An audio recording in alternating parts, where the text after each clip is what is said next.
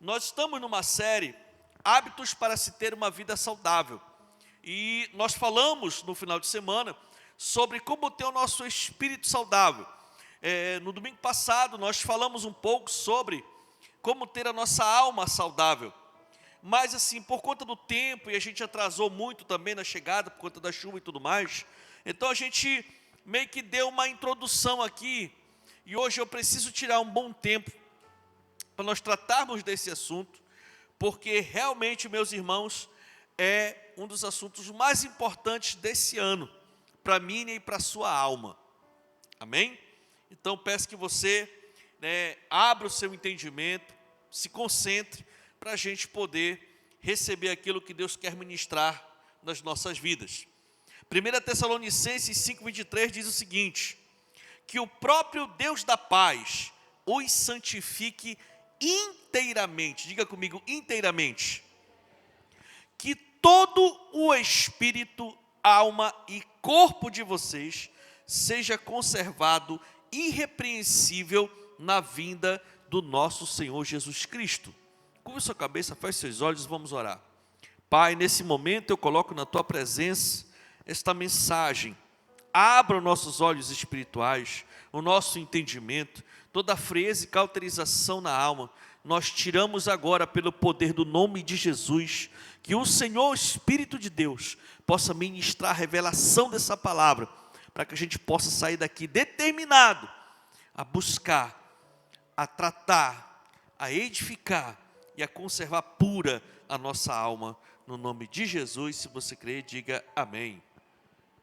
Então, como nós vimos nos domingos passados, o homem foi criado por Deus como ser tripartido.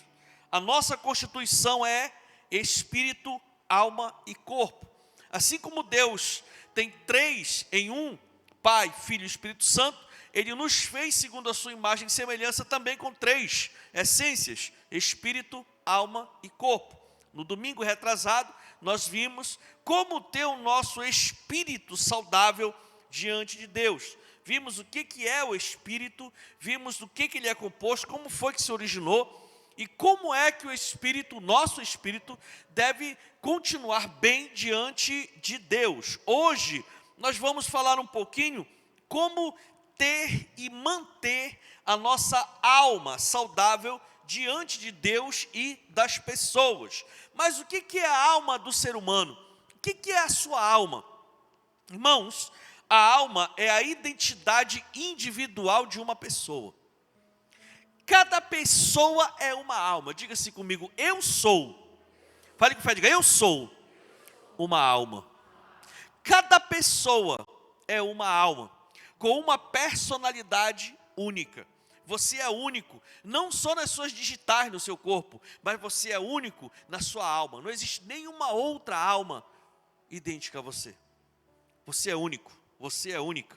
Quando Deus deu vida ao homem, ele se tornou um ser vivente. Gênesis 2:7 diz: então o Senhor Deus formou o homem do pó da terra e soprou em suas narinas o fôlego de vida, e o homem se tornou um ser vivente. Em hebraico, ser vivente é alma vivente. Em algumas versões da Bíblia a gente vê que o homem se tornou uma alma vivente. A alma é a vida individual de cada pessoa. É a sua experiência pessoal da vida. A alma define quem a pessoa é. O salmista lá no Salmo 103, versículo 1 diz assim: bendiga ao Senhor a minha alma, bendiga ao Senhor todo o meu ser. Esse salmista, ele queria realmente se dedicar de corpo e alma ao Senhor. Ele queria realmente, expressar no mais profundo do seu ser a bênção do nome de Deus. A alma é a parte, irmãos, que sente emoções. A alma é a parte que raciocina e que tem vontade. A alma, ela vai interpretando a experiência física do corpo. Então nós experimentamos, entramos em contato, nos relacionamos com o meio, com as pessoas, e a alma vai absorvendo tudo isso. E ela vai construindo as suas memórias. E nós vamos tendo, né, a construção das nossas ideias, dos nossos aspectos, daquilo que a gente acha, daquilo que a gente pensa, das convicções da nossa vida. Tudo isso está no âmbito da alma. A alma é a parte não mecânica da pessoa. A criatividade, a inteligência, as emoções, as decisões, tudo que torna a vida mais que um conjunto de processos automáticos é função da alma. Então, para você entender, né, o órgão físico que comanda a questão do raciocínio, memórias e tudo mais é o cérebro. Isso faz parte do corpo. Mas o mecanismo que desenvolve o cérebro nos processos internos não mecânicos é a alma, é a sede da alma. Então, queridos, a alma é o elo entre o corpo e o espírito. A alma está ligada à parte física da vida e à parte que não é física. O espírito é a parte que tem comunhão com Deus, e a alma é a parte que torna essa experiência pessoal, individual. A alma interpreta e aplica a comunhão com Deus na vida física diária. Da mesma forma, a interpretação da alma, da experiência física, pode afetar a comunhão com Deus. Então a coisa funciona mais ou menos assim: o espírito recebe, influencia a alma, e a alma decide e movimenta o corpo. É desse jeito que funciona. O espírito influencia a alma e a alma movimenta o corpo no sentido de executar aquilo que a alma decidiu. Então nós entendemos claramente que o nosso espírito pode influenciar a nossa alma para o bem ou para o mal. Daí que vem a necessidade do novo nascimento, como a gente falou no domingo retrasado. Pois enquanto o espírito de uma pessoa for aquele que estiver com aquele defeito de fabricação, o tempo todo nós somos influenciados a fazer o que é mal diante de Deus e diante das pessoas. Então o espírito é influenciado. Se o nosso espírito for influenciado pelo Espírito de Deus, nós vamos influenciar nossa alma para se movimentar em direção às coisas de Deus. Mas se o nosso espírito for influenciado pela nossa carne, pelos nossos desejos, ou pelo próprio diabo, o nosso espírito vai influenciar a nossa alma a decidir o que é mal. Por isso que é muito importante a gente entender como funciona a nossa alma. E aí a gente começa agora a tirar algumas responsabilidades. Porque tem gente que culpa muito o seu corpo. Não, irmão, eu não aguentei. Eu tenho as minhas necessidades e foi muito mais forte que eu. Quando me apercebi, eu fui lá e fiz. Não. Antes do corpo se mexer, a alma decidiu.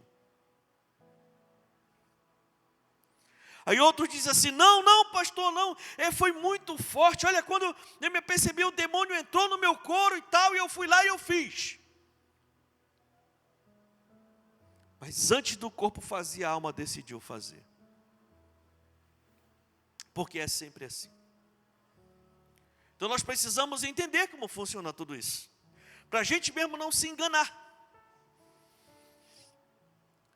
No livro de Tiago, capítulo 1, versículo 14 em diante, diz assim: cada um, porém, é tentado pela própria cobiça, sendo por esta arrastado e seduzido.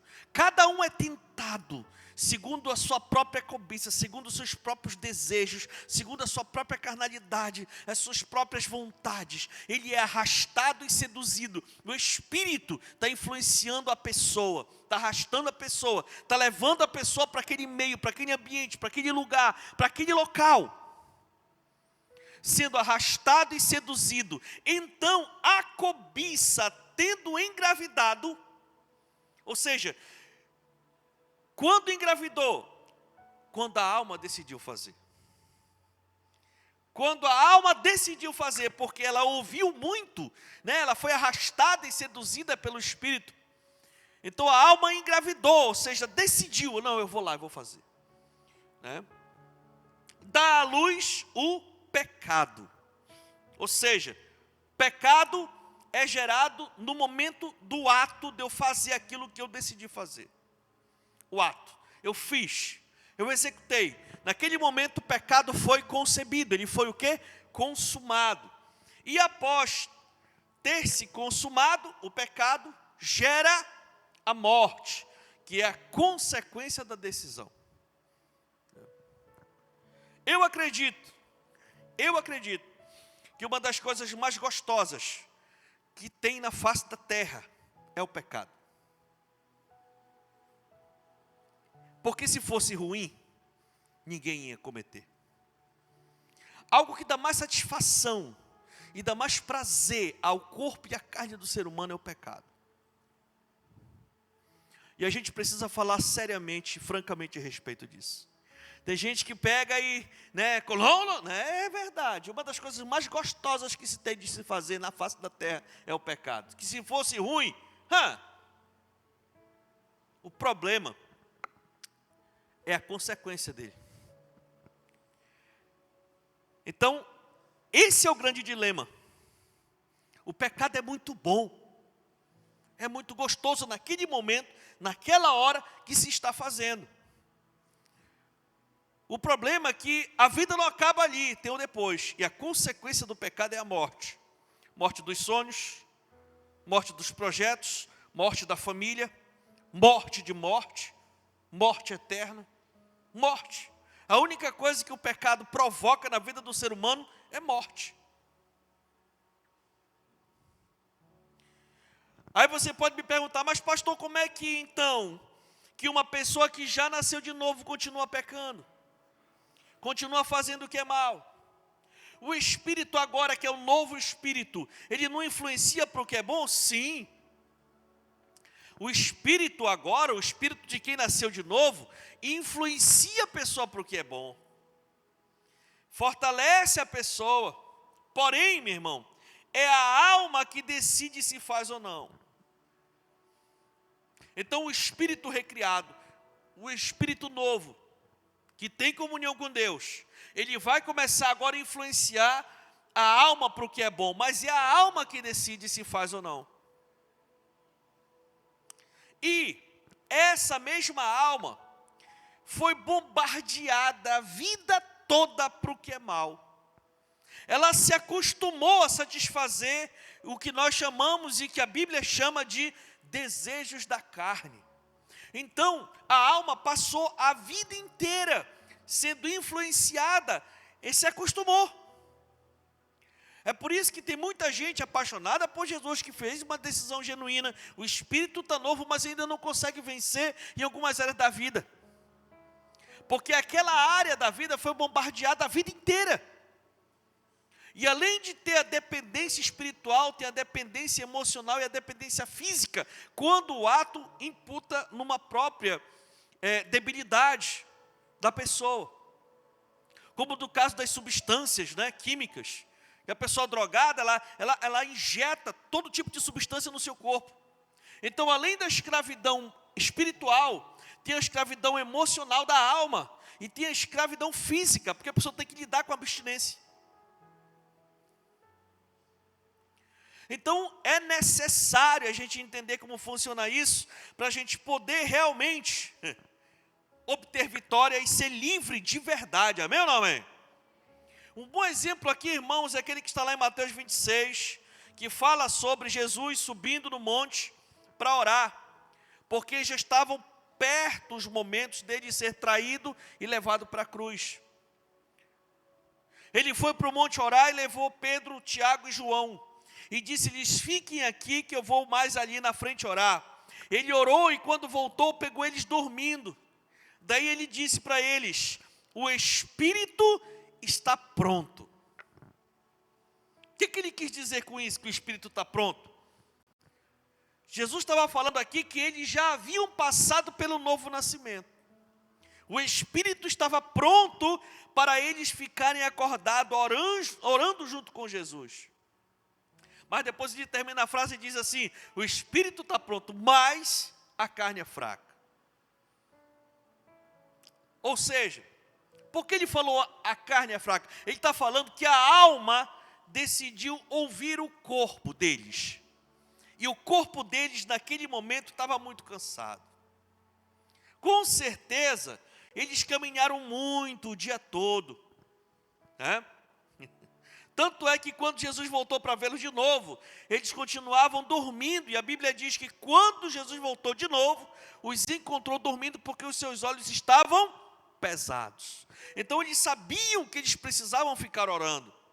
O Espírito ministrava na vida deles, mas a alma decidiu atender o corpo, que estava muito cansado. Então, a alma está fraca. A alma está doente. E a alma doente, irmão, aceita o que a carne quer. A alma doente aceita o que a carne gosta. E por isso é muito importante buscar a cura da alma. Toda alma adoecida precisa de cura. Porque a alma adoecida escolhe o que é contrário àquilo que Deus quer para a pessoa. Tem muito crente que não para de sofrer, porque não consegue escolher o certo para ela. Porque a alma dela está doente, e ela não consegue enxergar que a escolha que ela tem que fazer é outra. E ela continua dando murro em ponta de faca. Continua cometendo os mesmos erros. Continua fazendo as mesmas coisas. Continua escrava das mesmas atitudes. E muitos não conseguem entender por quê. É porque a alma está doente em algum aspecto da vida e precisa ser tratado, precisa ser curado. O espírito é curado quando a gente nasce de novo. Amém, irmãos? O espírito é curado quando a gente nasce de novo. Agora, a alma é curada através da transformação da mente. Só tem um jeito da alma ser curada, é através da transformação, da renovação da mente. Romanos 12:2 diz: não se amoldem ao padrão deste mundo, mas transformem-se pela renovação da sua mente, para que sejam capazes de experimentar e comprovar a boa, a agradável e perfeita vontade de Deus. Então eu só vou curar a alma quando eu transformar a mente. E o que é a mente, pastor? A mente é o conjunto dos nossos pensamentos. A mente é o depósito das nossas intenções, das nossas ideias, dos nossos conceitos, das filosofias que a gente tem na nossa vida e tantas outras coisas dentro do âmbito da mente, da nossa memória. Se a nossa mente for má, corrupta, sem amor a Deus e ao próximo, mesmo com a influência do Espírito, ela vai ouvir mais a necessidade do corpo. Ela vai ouvir mais as suas memórias antigas. Por isso existe a necessidade de renovar a nossa mente. Trocar o depósito do que é mal por um estoque novo de coisas boas para as nossas almas. Então o Espírito, irmão, quando a gente vem na frente, aceita Jesus, o nosso espírito automaticamente ele é recriado. Agora, a partir daí, nós vamos começar a fazer um tratamento da nossa alma. Começar a tratar a nossa mente. E a nossa mente, é lá que estão as nossas memórias. É lá que estão as nossas lembranças. É lá que estão os nossos sentimentos. É lá na nossa mente que está o nosso raciocínio e poder de decisão. O resto da nossa vida, nós vamos precisar o tempo inteiro renovar a mente. Gálatas 5, a partir do 16, diz o seguinte: por isso digo, vivam no Espírito e de modo nenhum satisfarão os desejos da carne. O que é o desejo da carne, irmão? A alma corrompida, das necessidades do corpo. Pois a carne deseja o que é contrário ao Espírito, e o Espírito que é contrário à carne. Eles estão em conflito um com o outro, de modo que vocês não fazem o que desejam. É por isso que o drogado não consegue parar de se drogar. O adúltero não consegue largar o adultério. O mentiroso não consegue largar a mentira. Enfim, do pecador largar o pecado. A grande maioria dessas pessoas, queridos, se você for perguntar se eles querem, eles vão falar, eu quero parar, mas não tem jeito. Eu vou ficar assim para sempre. A grande maioria deles, se você sentar com qualquer um deles, eles vão chorar e olhar fundo nos seus olhos e eles vão falar uma verdade. Eu sei que isso aqui está me acabando. Eu já perdi tanta coisa, perdi minha família, perdi emprego, perdi tudo. Eu quero parar, mas não tem jeito. Eu não consigo sair. Você sabe por que eles pensam assim, irmãos? Porque eles vivem de acordo com a mentalidade que eles aceitaram. A palavra mentalidade vem disso. Você fecha um pensamento na sua mente a respeito de uma situação e você aceita aquela condição. Acabou. A pessoa fechou, influenciada pelo inimigo, a pessoa aceitou essa realidade, fechou um pensamento na sua mente e só Jesus para quebrar. Então o problema de uma mentalidade corrompida é essa, a pessoa vive na corrupção. Agora uma mentalidade disposta a ser transformada, ela vai buscar a transformação. Então se você determinar na sua mente, mesmo com seus defeitos, mesmo com as suas limitações, mesmo com tudo aquilo que você experimentou na sua vida, por mais terrível que seja, mas você deixar aberta a possibilidade do Espírito Santo vir, trabalhar e agir, você vai ter uma nova mentalidade. E com uma nova mentalidade, você vai conseguir a tão sonhada liberdade. Essa liberdade que Jesus falou. E conhecereis a verdade, e a verdade vos libertará. É dessa liberdade que Jesus está falando. Da liberdade da alma não ser escravizada pelas emoções, pela carne, pelo pecado e nem pelo diabo. Existe sim a possibilidade de termos uma vida de fato, de verdade, livre. Sabe, queridos? Pastor, e como é que eu faço para renovar a minha mente? Eu quero mudar a minha mente porque eu quero experimentar o que Deus tem para mim. O que eu devo fazer para buscar a cura da minha alma? Em primeiro lugar, querido, rejeitando a natureza terrena. Rejeitando tudo aquilo da natureza pecaminosa, do homem ímpio, com as suas pecaminosidades. A natureza terrena é aquilo que a gente aprendeu nessa terra. Irmãos, nós aprendemos muitas coisas boas nessa terra. Muita coisa boa. Mas também muitas coisas ruins. Diante de Deus. Talvez muitas experiências que nós temos, hábitos e costumes, ou filosofias ou ideias, que foram passadas de geração em geração, que virou tradição e cultura, talvez elas possam até gerar uma certa estabilidade ou alegria ou condição para a gente, mas a gente precisa pegar tudo isso e colocar no crivo da palavra. Porque existe a cultura ruim e a cultura boa diante de Deus. E se você quiser experimentar o que é realmente a bênção de Deus, a provisão de Deus, a liberdade em Deus, precisa ter coragem para enfrentar um sistema que jaz no maligno. Sabe, queridos, isso é muito forte. A Bíblia diz para a gente tirar esse estoque da mente. Colossenses 3, a partir do 5, diz assim: assim, façam morrer, olha o verbo aí, tudo que pertence à natureza terrena de vocês. Aí tem alguns exemplos: imoralidade sexual de todos os tipos, impureza, paixão, desejos maus e a ganância, e em outra versão diz avareza, que é idolatria.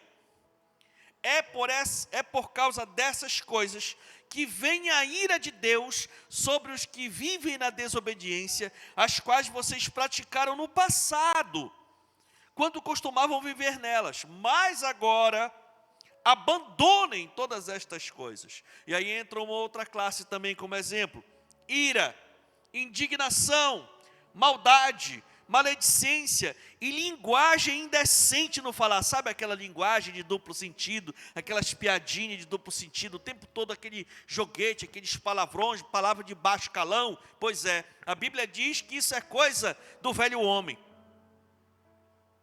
Às vezes a gente fica até com a vergonha alheia quando a gente está perto do outro crente, aí o outro crente tem as outras pessoas lá conversando, aí o crente começa a falar e solta aquelas palavras que a gente fica assim meio, né? Isso é coisa do homem antigo. Isso é coisa do homem carnal. A Bíblia é clara e diz que nós devemos renovar nossa mente. Então você é um homem de Deus, você é uma mulher de Deus e tem que abandonar. A Bíblia diz: abandonem essas coisas. Não mintam uns aos outros, visto que vocês já se despiram do velho homem com as suas práticas. Então essas coisas são práticas do velho homem. Se você quiser realmente experimentar a liberdade em Deus, precisa ter coragem, ser homem e ser mulher, para abandonar essas coisas do velho homem e abraçar as coisas do novo homem. A lista, na verdade, é grande, e a maioria das pessoas não carregam tudo isso, não. O que estamos falando aqui são algumas coisas que todos nós precisamos deixar, abandonar, lutar contra, fazer morrer das nossas vidas essas coisas, pois elas deixam a nossa alma terrivelmente amargurada, atormentada e com a sensação de morte. Por que eu devo me despir e renovar minha mente?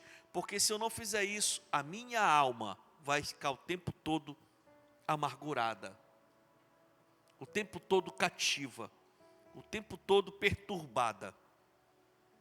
É por isso que nós precisamos jogar tudo isso fora. Não é por outra coisa. É porque é a minha e a sua saúde na nossa alma que está em jogo, que está em risco.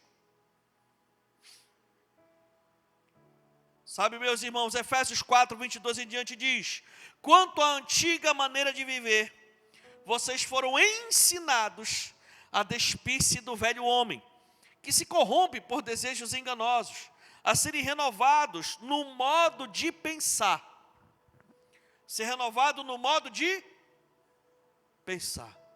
Ter uma nova mentalidade.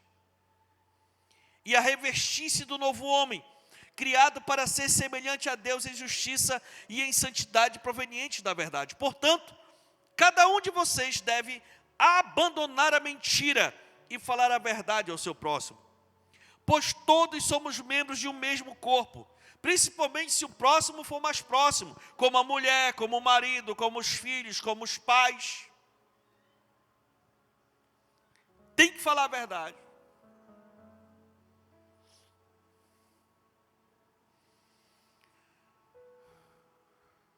Quando vocês ficarem irados, não pequem.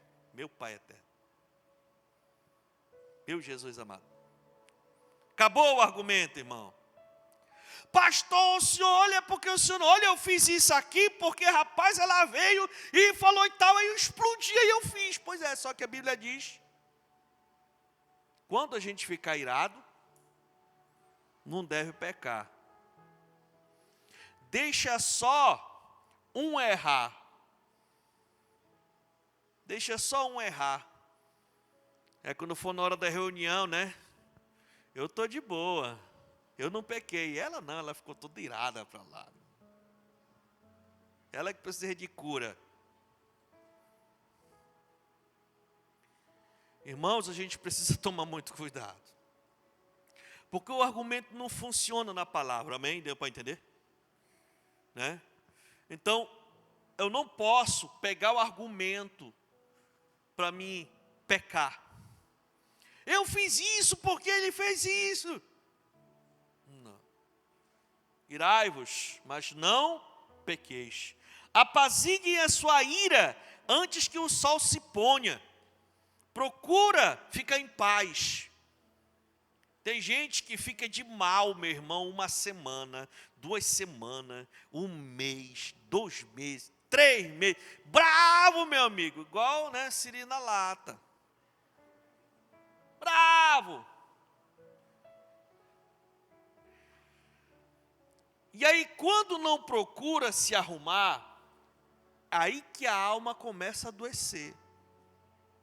Esse é que é o problema.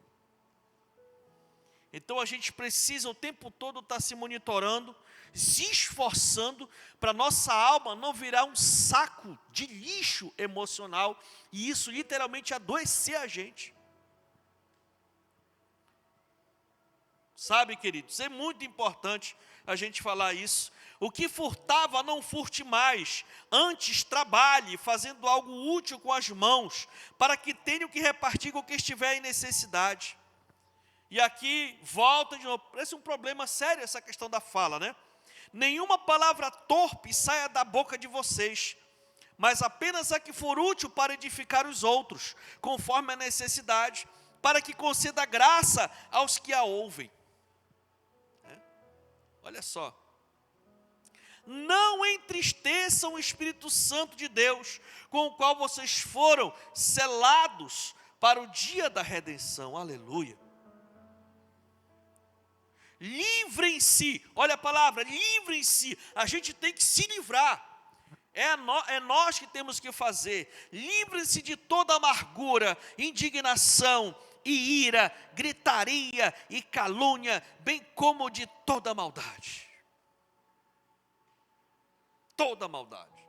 Irmãos, o que a palavra está nos dizendo, irmão, pelo amor de Deus, não aceita virar um depósito, um saco de coisa ruim, senão a tua alma vai apodrecer.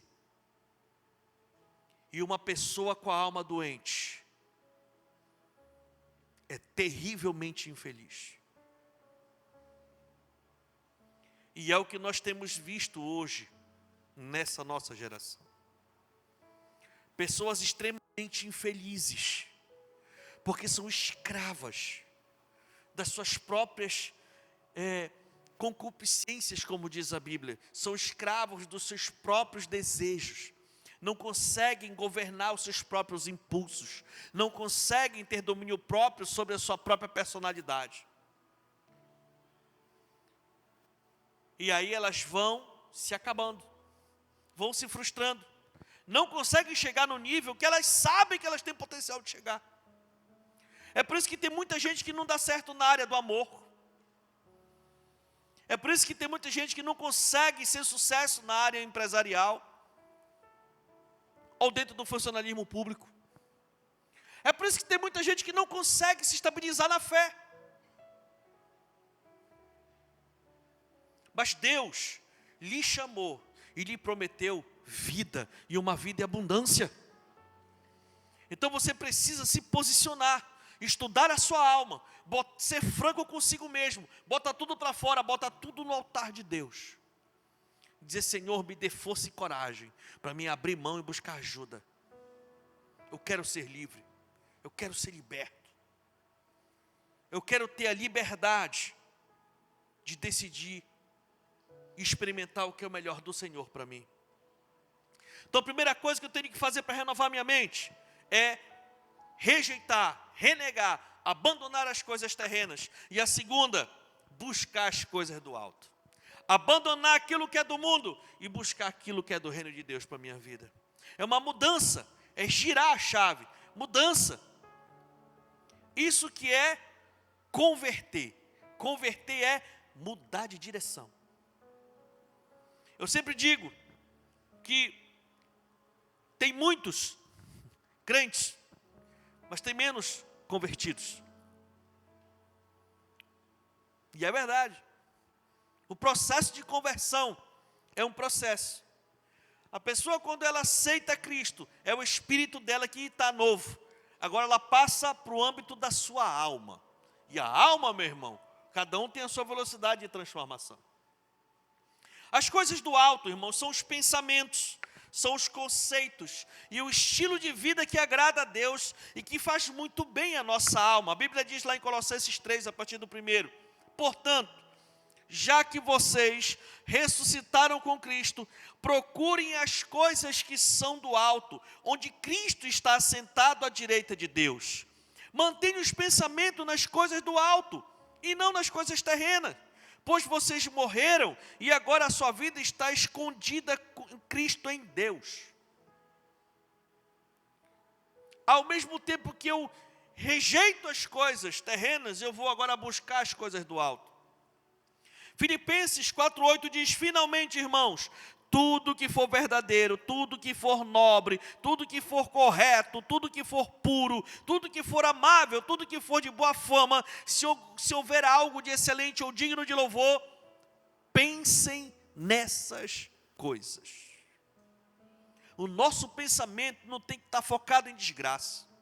O nosso pensamento não tem que estar focado em desconfiança, em ciumeira, em vícios, em pornografia, em qualquer outro tipo de coisa terrena. Nós precisamos agora doutrinar nossa mente a pensar nas coisas boas.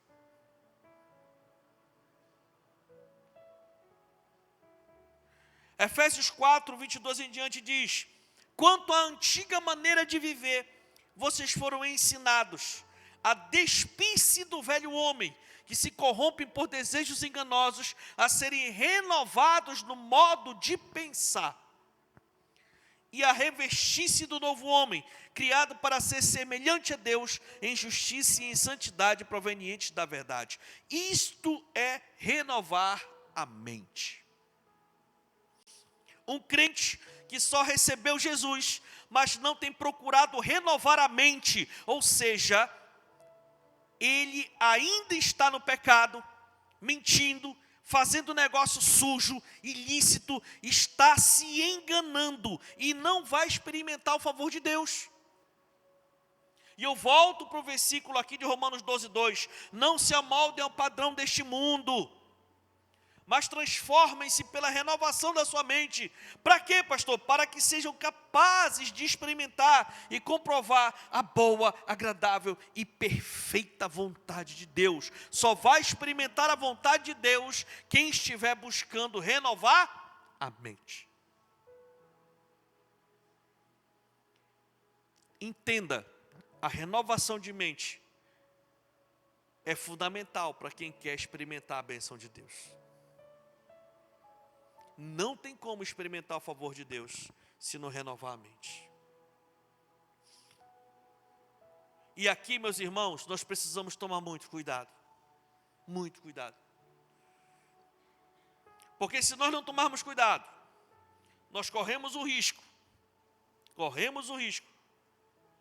de passar a vida inteira sendo crente e no final ir para o inferno.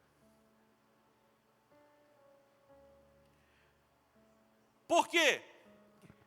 Porque muitos acham que ser crente e estar salvo é aceitar Jesus e parar de fazer algumas coisas. Parar de fumar, parar de beber, parar de ir na festa, parar de adorar a imagem, parar de isso, de aquilo, de aquilo outro. Na verdade, a decisão a Cristo, ela é muito mais profunda. Isso daí é só consequência, irmão. O que nós precisamos entender realmente é que nós precisamos de verdade renovar nossa mente para termos liberdade em Cristo. E quando nós temos isso,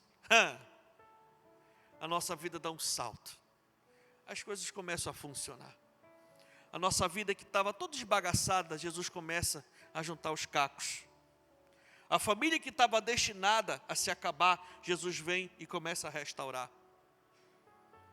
Filhos que estavam na beira, no vale da sombra da morte, Deus começa a resgatar.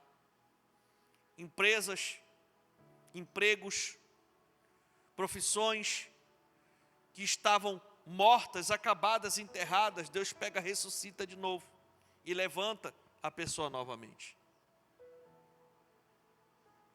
É isso que Deus quer fazer e sempre quer fazer comigo e com você. E aí eu chamo a responsabilidade principalmente para mim. Porque eu tenho e preciso ter todo o interesse de ser salvo. E Paulo disse para Timóteo, deixou expresso na palavra: cuida de ti mesmo. Cuida de ti mesmo e cuida da doutrina. Persevera nesses deveres. Porque se fizeres assim, salvarás tanto a ti mesmo, quanto aqueles que te ouvem. Você já pensou? Eu trabalhar a minha vida inteira para ajudar você a ir para o céu, e eu não ir? Pois acontece. Deu para entender, meus irmãos? Então, nesse quesito, está todo mundo no mesmo bote. Não tem ninguém diferente. Todo mundo na mesma barca. Todo mundo tem que fazer a mesma coisa. Então, só tem um jeito, meus irmãos, de nós termos a nossa alma saudável diante de Deus. É deste jeito. E existem muitas coisas a respeito da cura da alma, e a gente não tem tempo para lhe falar aqui. Mas uma coisa você precisa ficar sabendo: você precisa cuidar da sua alma. Você precisa cuidar da sua alma, e é você que tem a responsabilidade de cuidar da sua alma. Não caia no engano de achar que você é injustiçado, está amargurado, está isso, está defraudado e tal, por causa dos outros. A responsabilidade de você é sua. No final, cada pessoa vai dar conta da sua alma diante de Deus. Não dá para terceirizar isso. Não, pastor, não, Deus, eu fiquei desse jeito porque aconteceu isso comigo, né? Me enganaram, me decepcionaram, me frustraram, me usaram, me violentaram e tal, então eu fiquei assim. Não, nós não vamos ter esse tipo de argumento diante do Senhor. É responsabilidade minha cuidar da minha alma, é responsabilidade sua cuidar da sua alma. O que nós podemos fazer um com o outro é nos ajudar. Mas no final, cada um vai dar conta de si diante do Senhor. Então, sabendo disso, nós precisamos, irmãos, cuidar da nossa alma. Porque uma alma doente é depósito de mágoas. Uma alma doente é depósito de estresse, de irritação, de falta de perdão e reconciliação. E toda sorte de doenças emocionais, como depressão, síndrome do pânico, ansiedade, tantas outras coisas, fica na pessoa, e tudo isso interfere no seu bem-estar aqui nessa terra. Então, se você quer ter uma vida boa mesmo, de verdade nesta terra, procure cuidar da sua alma. Priorize cuidar da sua alma. Não aceite nenhum tipo de argumento, condenação, nem estratégia do diabo, do mundo, do maligno, em cima de você. E o principal, meu irmão, uma alma doente pode comprometer a sua morada no céu. A Bíblia diz que a grande luta entre Deus e o diabo é pelas nossas almas. 1 Pedro 9 diz: pois vocês estão alcançando o alvo da sua fé. E qual é o alvo da nossa fé, irmãos? A salvação das suas almas. É a alma que vai existir pela eternidade. O corpo está sujeito às regras do pecado e está destinado a morrer e vai voltar para o pó. Você sabe disso. Principalmente a gente que já tem aí uns quilômetros já rodados neste mundo.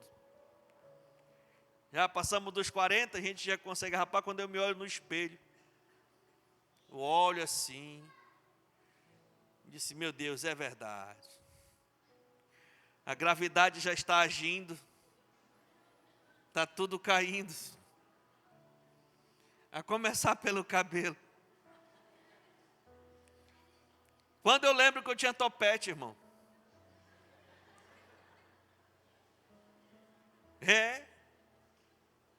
E não adianta você estar rindo de mim não, que você sabe que você também está no mesmo rumo. Porque o corpo da gente está sujeito a esta terra. E ele vai ficar aqui nesta terra. Vai chegar o tempo que o autor e o consumador da vida vai requerer o Espírito que ele deu para nós. A Bíblia é clara e diz que o corpo foi tirado do pó, e do pó ele vai voltar. E o Espírito volta para Deus, que foi quem o deu. Nenhum outro ser tem esse poder. É Ele que retira o Espírito que volta para Ele. O Espírito é a vida. E a alma? Para onde a alma vai? E é aí que está o negócio. Você está me entendendo? É aí que entra o grande conflito, a grande guerra. Qual o reino que vai ficar com a sua alma? O reino de Deus ou o reino das trevas? Um desses dois lugares, e não tem outros lugares. É só esses dois. Pelo menos pela palavra de Deus. Os dois lugares eternos aonde a nossa alma vai ficar. Sabe, irmãos? A alma, que é a essência de quem nós somos, tem uma escolha. E essa escolha nós precisamos fazer agora, enquanto estamos vivos. Porque depois de morto, segue-se o juízo.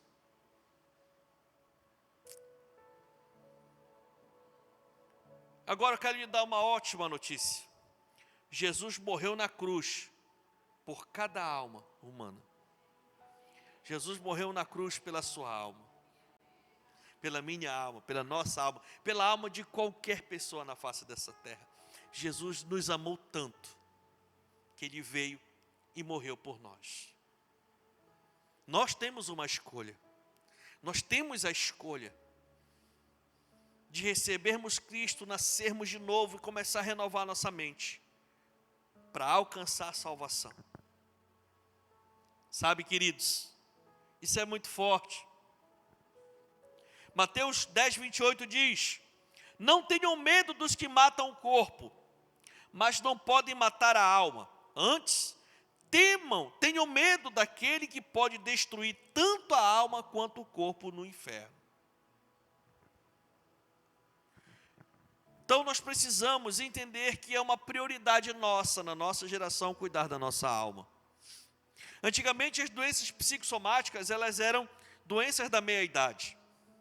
O camarada completava 40 anos, começava a fazer o cálculo e dizia: meu Deus, eu já vivi mais da metade da minha vida, e começava a ter medo de morrer. Começa a ter os problemas de saúde, começa a ter as inseguranças da vida, e aí começa a vir a ansiedade, começa o pânico, a depressão, a insegurança, o medo. Então, as doenças psicossomáticas, como depressão, ansiedade e tantas outras coisas, eram doenças da meia-idade.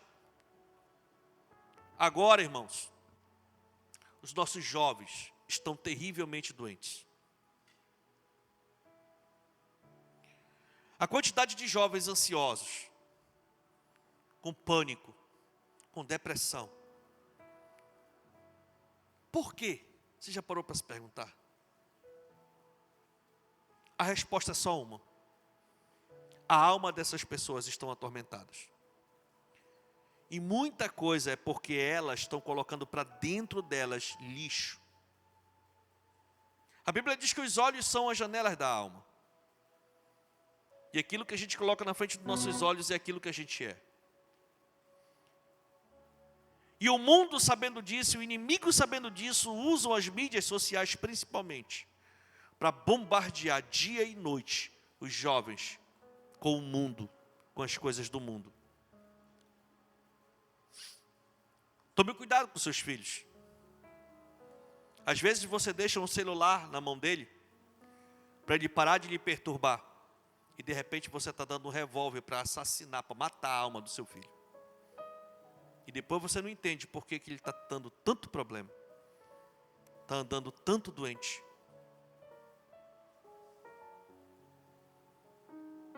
Eu estou falando sério, porque é uma realidade. Horas e horas e horas e horas. Essa juventude se nutrindo de coisas fúteis. E todos nós precisamos cuidar da nossa alma, precisamos ter um limite para isso. Não estou dizendo que agora a gente vai ser aquela pessoa super espiritual que vai andar voando por aí. Não estou falando disso, eu estou falando de nós termos um senso de responsabilidade com isso. E as futilidades entraram num tom do humor. Então tudo é muito engraçado.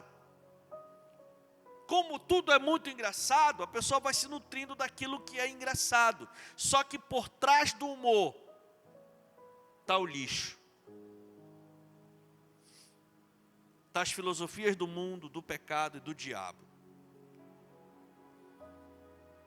Esteja atento. Cuida de ti mesmo. Cuida da tua alma. Esteja atento com a alma dos seus filhos, seus discípulos, seus amigos.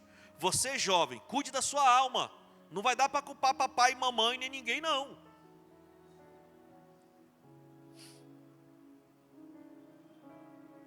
Eu acho incrível que tem menino que rebelde, meu irmão, e parte para cima, porque torna, porque deixa e tal, e eu vou e tal. Rapaz, e quando o sapato aperta, quando o diabo entra no couro, quando o negócio come mesmo, meu amigo, ai papai, ai mamãe, está lá gritando desesperado no canto do quarto.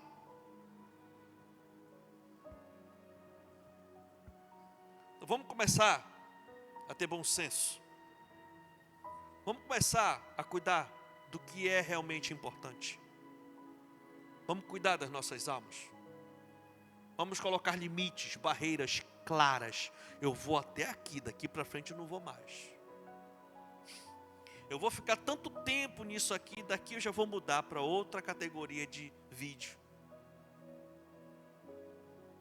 E desse jeito a gente vai se blindando, vai procurando manter nossa alma boa diante de Deus. Vamos parar de sofrer muito agindo dessa forma. No próximo domingo, queridos, nós falaremos sobre o nosso corpo físico e o que podemos e precisamos fazer para mantê-lo em forma diante de Deus. Amém ou não amém? Fique de pé no nome de Jesus e aplauda ao Senhor, porque Ele é muito bom.